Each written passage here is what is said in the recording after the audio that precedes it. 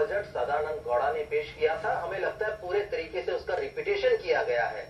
और जिस तरीके से सुधारात्मक बजट की बात की जा रही है कि इसमें सुधार देखे जाएंगे, सुरक्षा की बात की है, सफाई की बात की है, तो ये सारी तमाम बातें पिछले बजट में ये लोग कर चुके हैं। तो आज आवश्यकता क्या थी, जब आपने उन घोषणाओं को पूरा नहीं किया, उन बातों पे आपने अमली जामा नहीं पहनाया जो आपने पिछले बजट में कही थी, तो आज उन तमाम बातों को रिपीट करके आप इस देश की जनता को क्या संदेश देना चाहते हैं?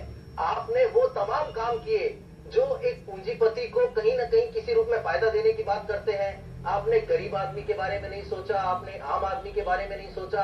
आप बात कर रहे हैं अच्छे खाने की, आप बात कर रहे हैं वाईफाई की, आप बात कर रहे हैं कि एयरपोर्ट की तर्ज पर आपके स्टेशनों को विकसित किया जाएगा, लेकिन जो बुनियादी सुविधाएं मिलनी चाहिए एक पैसेंजर को, एक आम व्यक्ति को, उसके बारे में आपने एक भी बात नहीं की। आपने ना तो जनरल कोच की बात की कि जनरल कोच में आपको किस तरीके की सुविधाएं और दी जाएंगी, ना आपने उसको ये श्योरिटी दी कि जनरल कोच में बैठ के यात्रा करने वाला व्यक्ति, आम आदमी आरामदायक यात्रा कर पाएगा। तो ये बजट है किसके लिए? पहले ये देखा जाना चाहिए कि इस बजट का आज रूप क्या है। लोकेश जी, आपने जिक्र किया सदानंद गौड़ा का। सदानंद गौड़ा ने जिस वक्त बजट पेश किया तो कहा यह जाता है कि उस सरकार जब सत्ता में आती है उसके बाद जो बजट होता है वो पुरानी सरकार की छाया में होता है, तो आपकी छाया से निकल नहीं पाए थे। ये तो इनके इस वर्तमान सरकार का पहला पूर्णकालिक बजट है। इन्होंने एक विजन रखा है कि आगे हम ऐसा करना चाहते हैं, क्योंकि 5 साल के लिए जनता ने इनको मैंडेट दिया है। अभी इनके 7-8 महीने बीत गुजरे हैं, तो इन्होंने अपना एक विजन रख दिया है। क्योंकि रेलवे में एक आधारभूत संरचना को एक तरीके से यूटर्न देना होगा, इससे शायद कोई इनकार नहीं करेगा। आपकी बात बिल्कुल ठीक है, लेकिन जो विजन आज ये दे रहे हैं उस विजन को ये दे चुके हैं, नया कुछ नहीं किया है। हमारे कहने का अभिप्राय ये है कि इस देश में ये पहली इतनी प्रचंड बहुमत वाली सरकार है, क्योंकि अब से पहले जो रेल बजट पेश किए जाते थे गठबंधन की सरकारों के तहत किए जाते थे। इनके पास इच्छा शक्ति होनी चाहिए थी, इनके पास नए डेवलपमेंट करने के रास्ते होने चाहिए थे। ये किसी भी तरीके का निर्णय ले सकते थे जिससे आम आदमी को फायदा होता, एक आम पैसेंजर को फायदा होता, चाहे वो, क्योंकि आज जिस प्रकार से जनसंख्या का दबाव बढ़ता जा रहा है इस देश में, आपको नई ट्रेनें चलानी होंगी, आपको टैक्स बढ़ाने होंगे, आपको स्टेशन नए डेवलप करने होंगे, लेकिन इस पूरे बजट में नया कुछ नहीं दिखाई दिया।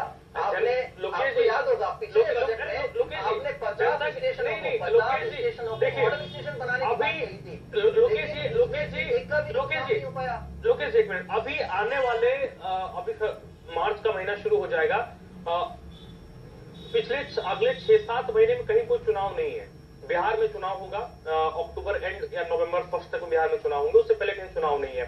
तो सरकार के पास एक अच्छा मौका था, क्योंकि जब इस तरीके के चुनाव होते हैं तो संभवतः सरकार कोई डिसीजन नहीं ले सकती है।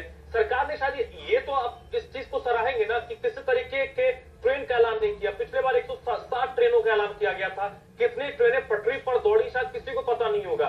मेरे ध्यान में जैसे 4-5 ट्रेनें हैं जो लालू यादव जी ने ऐलान करके, जब वो रेल मंत्री थे उन्होंने ऐलान किया था, वो आज तक वो ट्रेन चली है कि नहीं ये शायद जनता को पता नहीं है। तो वैसे घोषणाएं करते रेल मंत्री, पढ़ते हैं कोई संसद सदस्य कह देते हैं कि हाँ भाई हमारे क्षेत्र में भी एक ट्रेन चाहिए, हाँ ठीक है, हाँ लिख लो, लिखा वो नोट हो जाता है, लेकिन ट्रेनें चलती नहीं है। तो ये तो एक अच्छा पहले ना किसी तरीके की ट्रेन की घोषणा नहीं की कि हम समीक्षा कर लेंगे। देखिए, आप ठीक कह रहे हैं कि भले ही लोक लुभावन तरीके से घोषणाएं नहीं की गई हैं, लेकिन बात है उसकी इम्प्लीमेंटेशन की, कि आप जब घोषणाएं करते हैं, आप जो वादे करते हैं। पिछली बार भी सदानंद गौड़ा ने सदन में ये कहा कि मैं तालियां बटोरने के लिए नई घोषणाएं कर सकता था, लेकिन मैं 1 साल के लिए तालियां चाहता हूं काम करके। तो उन्होंने कौन सा काम किया जिसके लिए ताली बजाई जाए? तो जब जो वक्तव्य उन्होंने जारी किए थे, आज वो का वो प्रतिरूप सुरेश प्रभु के इस बजट भाषण में देखने को मिला। उन्होंने भी उस वक्त में बिल्कुल ये आपका जायज पॉइंट हो सकता है। सुरेश प्रभु जी वही कह रहे थे कि हम कस्टमर्स की बात करते हैं, और एक बात तो तय है कि संभवतः देश के इतिहास में पहली बार ऐसा कोई रेल मंत्री है जिसने रेल बजट के दौरान किसी ट्रेन का ऐलान नहीं किया है, लोक लुभावन वायदे नहीं किए हैं। जी नहीं, वो मैंने आपको अभी कहा कि भले ही लोक लुभावन वादे नहीं किए, लेकिन जिस प्रकार के कस्टमर्स की बात लगातार की जा रही है, तो इस देश में सुरेश प्रभु कस्टमर किसे मानते हैं? क्या अपर क्लास के लोगों को, मीडियम क्लास के लोगों को, उन निम्न स्तर के और निम्न वर्ग के, निम्न आय के जो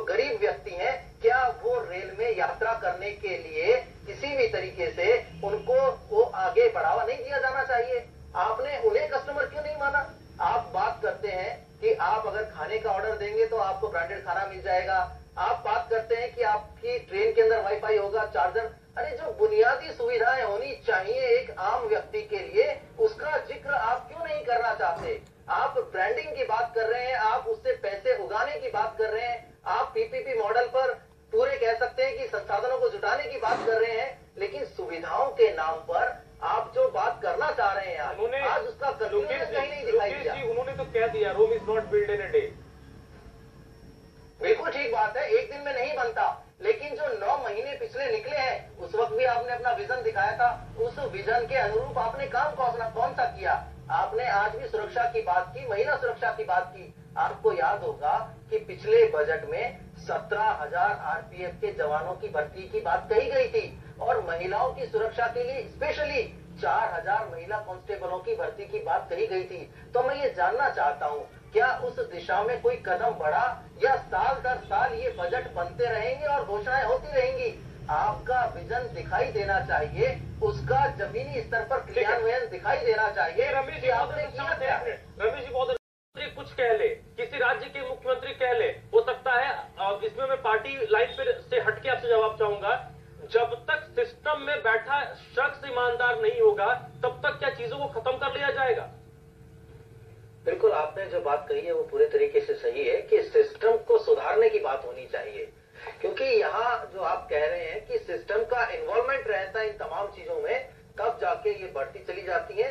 ये नहीं कहा जा सकता कि एक व्यक्ति जो रेलवे का, चाहे वो कर्मचारी हो, रेलवे का अधिकारी हो, उसकी जानकारी में नहीं होता कि दलाल वहां पे क्या कर रहा है या कैसी गड़बड़ियां उस स्टेशन पे हो रही हैं या उस ट्रेन के डिब्बे में हो रही हैं। तो तमाम चीजें एक दूसरे को पता रहती हैं और सिस्टम की जानकारी में रहती हैं। तो जो बात हो रही है, मैं इसी पे आते हुए आपको ये कहना चाहता हूं कि भारतीय जनता पार्टी की सरकार जब पूरे तरीके से शासन में आई और इन्होंने पिछला बजट पेश किया, उस वक्त भी यही कहा था कि हम घोषणाएं नहीं करेंगे बड़ी बड़ी और अपनी पीठ नहीं थपथपाएंगे, हम इस सिस्टम को सुधारने की बात करना चाहते हैं और सिस्टम को सुधार के दम लेंगे। तो आपका कोई भी कदम उस सिस्टम को सुधारने के लिए हमें दिखाई नहीं पड़ा। आपने स्वयं ने कहा कि आज अगर नई दिल्ली के स्टेशन पर जाओ तो हमें दलाल दिखाई देंगे, आज अगर किसी जयपुर के स्टेशन पर जाओ तो हमें वो जो चेंजेस नजर आने चाहिए थे, आम आदमी जो ये चाह रहा था या ये महसूस कर रहा था कि अब सरकार बदली है और इतने प्रचंड बहुमत के साथ बदली है तो हमें परिवर्तन नजर आना चाहिए। आज आपने दूसरा बजट जारी कर दिया, लेकिन इस देश में रेलवे में कहीं किसी भी व्यक्ति को परिवर्तन नजर आता हो तो मुझे बताएं। आपने तमाम वही घोषणाएं रिपीट करी। आप कम से कम ये कहें कि हम सुधारात्मक दिशा में कदम बढ़ा रहे हैं, लेकिन वो सुधार होता हुआ तो दिखाई देना चाहिए ना। 9 महीने आपने पूरे कर लिए, लेकिन 9 महीने में आपने कदम कितने बढ़ाए? अगर वो आप 4 कदम बढ़ाए हुए होते तो इस देश की जनता को और हमें भी भरोसा होता कि आपका विजन काम करने का है। आप तो सिर्फ घोषणाएं करते जाएंगे, हर साल नई बातें करते जाएंगे और किसी को नया कुछ देंगे भी नहीं। ये कहते हुए यानी आप अपने आप को इस कसौटी पर उतारना चाहते हैं कि हम ये चीजें पूरी नहीं कर सकते क्योंकि ये वर्चुअल है, ये बड़ी बड़ी घोषणाएं हैं, इसलिए हम इनको नहीं कर रहे। हम वास्तविक बजट लेके आए हैं, लेकिन वास्तविकता नजर तो आनी चाहिए कि आपने जो वास्तव में कहा, तमाम चीजें, वाईफाई की बात करें, आप हाई स्पीड ट्रेनों की बात करें, आप अच्छे खाने की बात करें, आप सुरक्षा की बात करें। आपको याद होगा कि रेलवे विश्वविद्यालय तक की बात हुई थी। आज आप कह रहे हैं कि हम 4 रिसर्च सेंटर खोलेंगे, उनका नाम ये रखा जाएगा। तो अभी तक तो उस रेलवे विश्वविद्यालय की जमीन तक का अता पता नहीं है कि आपने उसके बारे में सोचा भी है क्या। तो आप कम से कम उस दिशा में कदम बढ़ाते हुए नजर आने चाहिए और आम व्यक्ति को ये लगना चाहिए कि सरकार बदली है और हमारे फेवर में, हमारे हक में काम करना चाहती है। आप तमाम उन्हीं चीजों को रिपीट कर रहे हैं जिसका कोई मतलब अभी तक नजर नहीं आता। आप हाई स्पीड ट्रेन देना चाहते हैं, आपको सिर्फ बॉम्बे और अहमदाबाद नजर आता है। बुलेट ट्रेन की आप बात करते हैं, आपको अहमदाबाद बॉम्बे का नजर आता है। ये बड़ा रोचक तथ्य है। इससे पहले जब एनडीए की सरकार हुआ करती थी तो एक दौर था कि तीन नीतीश कुमार, रामविलास पासवान, लालू यादव, ये 3 रेल मंत्री बिहार से हुए, उसके बाद फिर रेल मंत्री बंगाल से हुए। तो जितने ट्रेन हुआ करती थी, ज्यादातर जो उनका रूट होता था वो उसी दिशा में होता था। देश के दक्षिण भारत के लोग बोलते थे हमें तो कुछ मिला ही नहीं, सब बिहार, पश्चिम बंगाल और झारखंड तक पहुंच गए। उसके बाद पीके बंसल साहब बने तो बहुत कम वक्त तक रहे, उन्हें तो मौका ही नहीं मिला, तो बहुत ज्यादा किए। इस बार भी देखे जो सोनी साहब जो आरोप लगा रहे हैं कि हर चीज मुंबई और गुजरात की तरफ क्यों रह रहा है,